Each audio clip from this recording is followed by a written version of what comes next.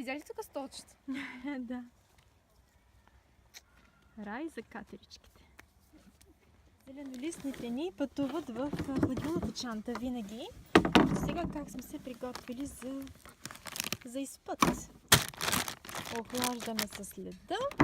И това са неща, които си бяхме приготвили за огън, но се оказа, че не може да се пали огън. Затова ще си го върнем в къщи най-вероятно. Но за това пък имаме банани, доматчета, краставички, зеле и чушки, които са измити. Това само по себе си е готова салат. Предварително дехидратирани слънчоглед и тиквено семе. Хлебче, грозде. Това е бърза храна, снак или закуска. Бадемово мляко и супичка. Готова супичка с леща. Канчета. За всеки случай да се подсигурим. В нашия случай, тъй като ние не готвим, всичко ще ни свърши добре работа.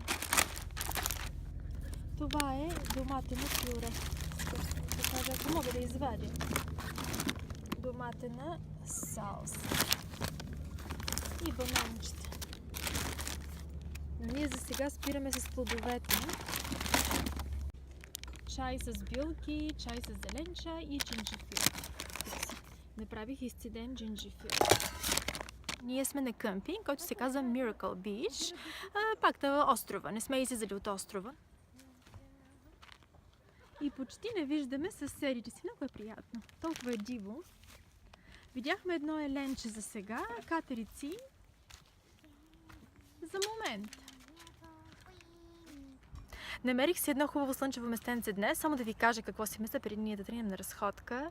Ние започнахме деня си много добре, с зелено смути, с плодове, обаче тук, когато дойдохме, си отворихме, носихме едни пуканки. Децата много искат пуканки, носим си ги от Yellowstone, от Costco, голям пакет, огромен пакет, и който не чете етикетите, се оказа, че те имат и тръстикова захар. Но имаха доста тръстикова захар. Беше за чаша и половина 130 калории. Не гледаме толкова калориите, особено когато е за пълноценна храна. Примерно една чушка, тя освен фибри и вода има протеини, въглехидрати, мазнини, всичко в едно и няма значение колко са калориите. Калориите идват от всички тези три неща, и протеините, въглехидратите и мазнините. Но примерно ако имаш тръстикова захар или още в по-лошия случай олио, понякога пише по етикетите само нискомазнен, само 5% примерно от продукта е олио. И останалите 95% е примерно вода или нещо друго. Но когато в случая, особено с олиото, само махнати протеините и въглехидратите на 100% мазнини. Тоест калориите, които имаме от този продукт, който е нискомазнен, идват 100% от мазнини. Затова трябва да се съблюдава и да се четат етикетите умно. Но и на мен ми се случва, вижте, с тръстикова захар, кой да предполага. Сега ще си изразходим тръстиковата захар до океана. Но е важно да се четат етикетите, да се разбират етикетите, тъй като понякога може да са доста объркващи. 5% мазнини, обаче калориите имат на 100% от тези 5% мазнини. Затова е хубаво, когато си консумираме храната, тя да бъде пълноценна храна. Плодове и зеленчуци, както си ги е създала природата, не е преработени. В най-лошия случай с най-голяма термична обработка. Или без никакви, или по-малко от екстрактнатите храни, дори олиото. Тъй като олиото няма протеини и въглехидрати, то си на 100% мазнини. И да съблюдаваме каква част от храната, която консумираме, е минала през някаква обработка, включително и пакетажната храна, пакетажната сурова храна, минава през дехидратиране. Не говоря въобще за по-тежка термична обработка, където имаме екстремна термична обработка. И тогава не виждам полза от това, за това, когато някой казват умерено. Как така умерено? Когато имаш такова екстремно преработване на храна, как да съблюдаваш да си умерен? Кратичка тема за размисъл. Оставям ви сега, тъй като моите хора ми дават знак. До скоро!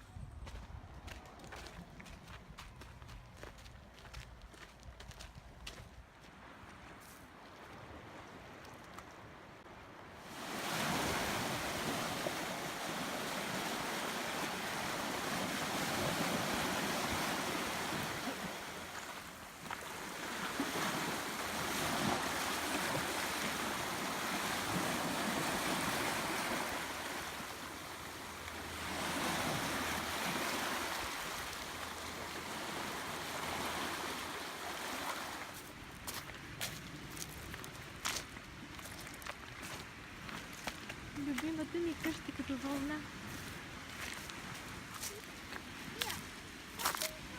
Красота!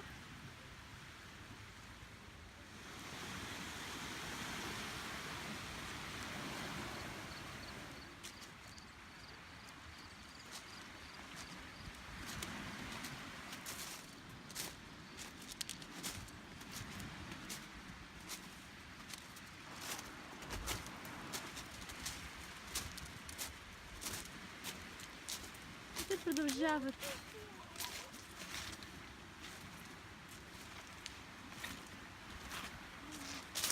Тук сме в изобилието на природата.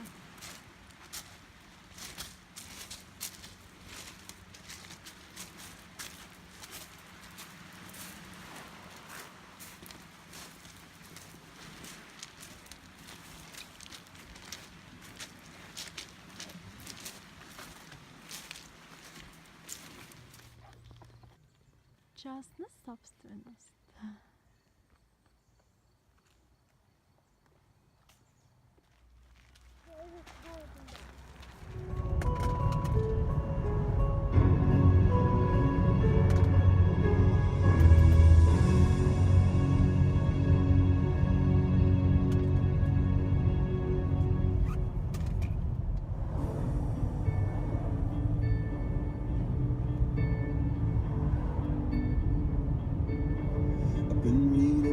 Of old, the legends and the myths, Achilles and his gold, Achilles and his gift.